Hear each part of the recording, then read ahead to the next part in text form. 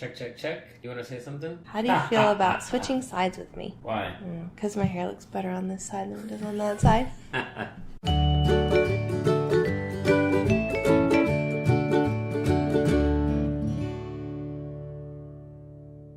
And welcome back to the Jamin and Wendy Show, where we tell you about our crazy life with all these kids. You got something right in your teeth there.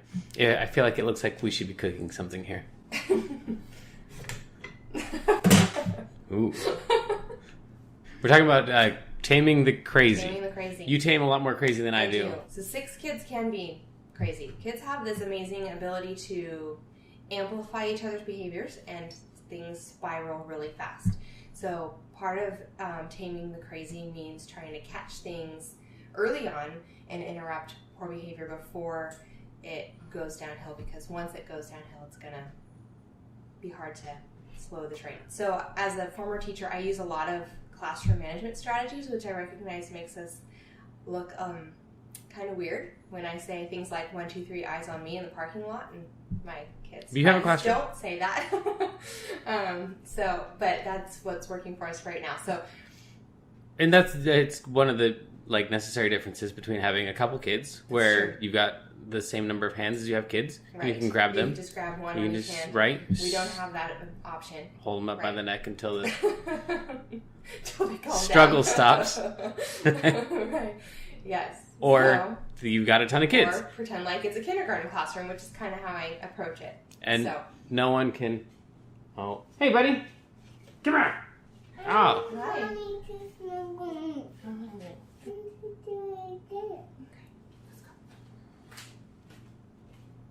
Don't ask me for a tuck and a snuggle.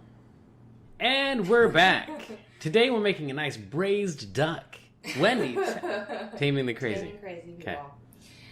So some classroom management strategies that I use often with kids. The first thing is having clear instruction. Whenever you're transitioning from one thing to another thing, for example, getting out of the car and coming into the house, or everybody's finishing eating and it's going to be time for baths or whatever, having the expectation be really clear for what kids are supposed to do from where they're here to where they're going is really, really key, because otherwise they make up whatever they think sounds like the most fun, and that usually involves running in circles or screaming or both or tackling or getting into things they're not supposed to.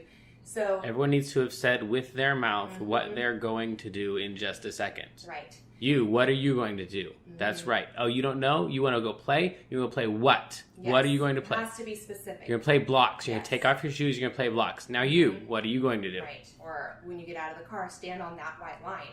Or something to that effect. And they need to have imagined themselves. They need to see themselves in their head doing it, so they can go and act out whatever it was that they were just imagining. Right. But I kind of feel like this is unfair, because this is supposed to be taming the crazy instead of preventing the crazy. Okay. And I spent my whole time talking about actually taming the crazy. Can we save that for a different one and just do taming? But this is the problem of us not comparing our notes before we start. So now we both think this is a terrible idea. Okay, well, maybe I'm thinking of this wrong. Okay. Go ahead. Give them specific directions. Right. The second thing that I find is really key is having good routines, solid routines, and that's basically clear directions that are built in.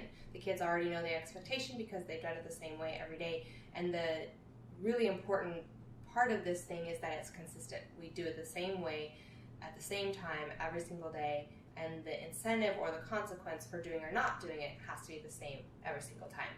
The minute that I change the expectation is when their understanding of what's going to happen or whether or not they have to do that thing changes. And it's not fair. So that's when chaos starts, is when they get to then, again, start making up the rules because they think they can. I would do the exact same thing. Right. Yeah, if I'm driving down the street and then you pull me over and you say, hey, you were going 20 miles an hour, and I go, this is a 25 zone, and they go, not today, it's an 18. I go, well, it's not fair. Yeah, right. Forget this. I'm not even going to try to follow your rules anymore. Especially when you're thinking about in your household, what are crazy times, building routines in for those parts of the day. So I know that bedtime is going to be a challenge for us, and so I'm really trying to think through those routines and eliminate the times where the kids are left to their own devices, and make sure that their understanding of what they're supposed to be doing is the same for each day. And so that way we can avoid the time periods in the day that tend to craziness just in and of themselves. So the third thing is attention getters. And this is when the energy in the room is just really high. Okay, so this is the actual taming part. This is the actual taming part. So they're doing what they're supposed to be doing. Everybody was asked, it's supposed to be playtime, or it's supposed to be time that they're being able to make their own decisions or whatever. But they're just getting energetic and they're getting loud, and it's time to kind of bring things down.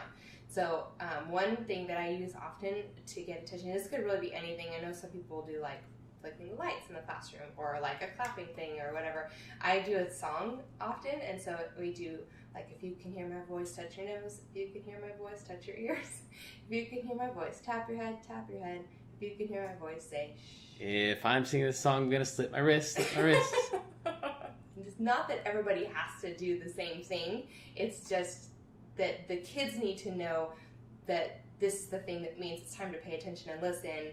They've been allowed to just be talking to each other, and now it's time for them to stop talking. So whatever the cue is, there has to be a set expectation, and they have to understand what the consequence or the incentive is for following those directions. Shouting. Lots of loud shouting at them with the meanest words they're allowed to say. I don't like trying to compete with them with their noise level, and so I usually start the song off really quietly, and one person sitting next to me hears it, and they start following directions. And as soon as everybody else sees somebody's doing that thing, then they jump in. You carry a tennis ball, you hit a kid in the back of the head once with it when they're not looking, they're going to pay attention for a long time.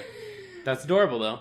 Sounds exactly like what a kindergarten teacher would do. Especially in a small space like the car or like in a public place where I don't want to have to be shouting over the top of them.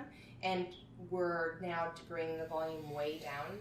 I find something like that to be really effective, which kind of brings me to the number 4, which is whisper. When they're in a small space or at the dinner table or something like that, and everybody's voices, with a bunch of kids together, they all try to talk over the top of each other so they can be heard, and it just kind of escalates.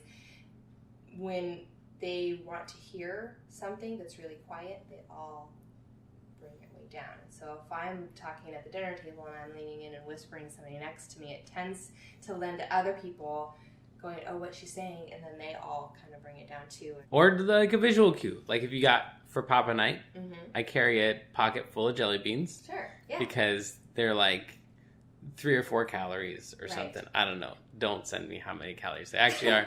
I don't care. It's worth it to me because when everyone's getting crazy, I can take one out in view of everybody and find the quietest kid and place it in their hands slowly while everybody else watches while I whisper at them. And then they care to hear what I'm saying because they want to know why that one kid person got a jelly bean. Got the jelly bean. And so for 5 calories, I got everybody's attention and now... Yeah, definitely rewarding the good kid as opposed to punishing the bad kid is a really powerful classroom management technique. I generally don't call them bad kids on Papa Night, but I understand you. Different techniques for different people.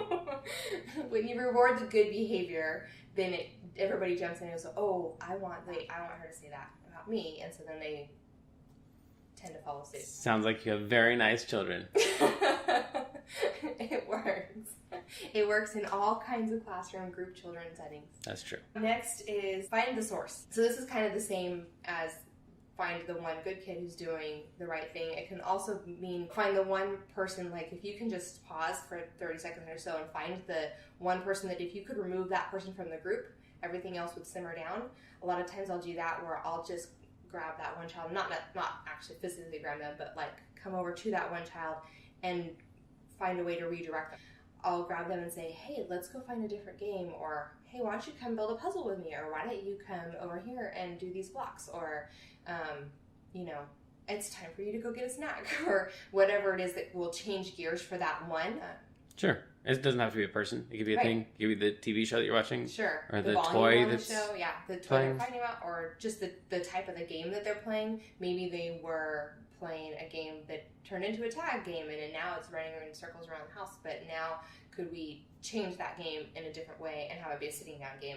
And the last thing is switching gears, and that is when nothing else is working, like I'm we just were totally falling apart. Sometimes we just need to like completely change everything that we're doing. So that means whether it could be anything. You've got to find kind of what works for your kids or what they'll be excited about doing. Sometimes it's, hey, it's time to go outside and jump on the trampoline. Or I'll just grab a picture book and come and sit next to one or two of the kids and start reading it. And usually that kind of magnetically draws everybody else in. Like I said, I think what you wanted to say is all the stuff that I would say, which is prevent the crazy in the first place. Mm-hmm. That's definitely the song I'm always singing. So if crazy's going on, then something wrong already happened, or there's a good chance that it's you, that like you should have fixed something before. Like they got out of the car. Not take this personally. Or me.